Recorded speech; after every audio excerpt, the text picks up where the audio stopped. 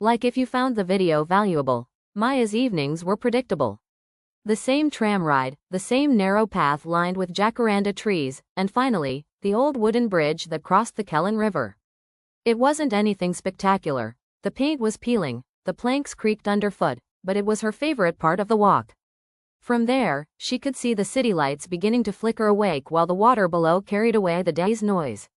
That Tuesday in late September, the air was warm but restless, the kind that hinted at an unexpected drizzle.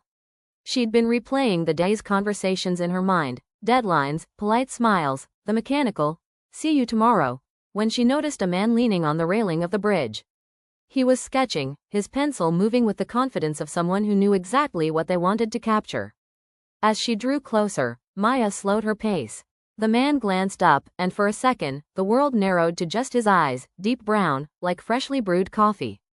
He smiled, small but genuine, and gestured to the river. "The sunset's putting on a show tonight." She looked up. The sky was aflame, gold melting into tangerine and violet, clouds rimmed with pink.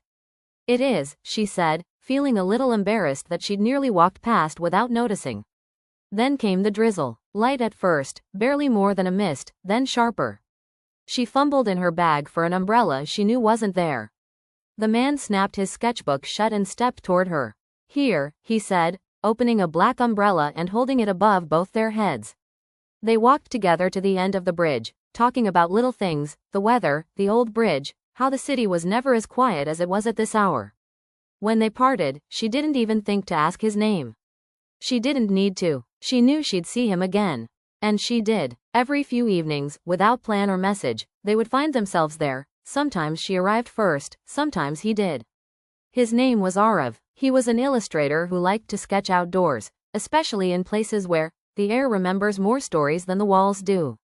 Maya laughed at that. He liked her laugh, he admitted one evening, sketching it into his book without her noticing until later.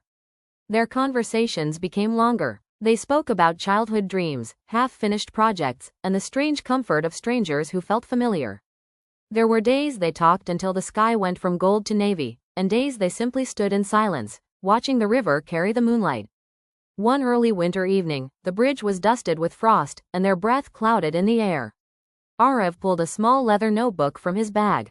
"I've been meaning to give you this," he said, handing it to her. Inside were sketches. The first day they met, the sunset reflected in the water, her silhouette under the umbrella. Pages later, she saw herself laughing, her hair caught in the wind.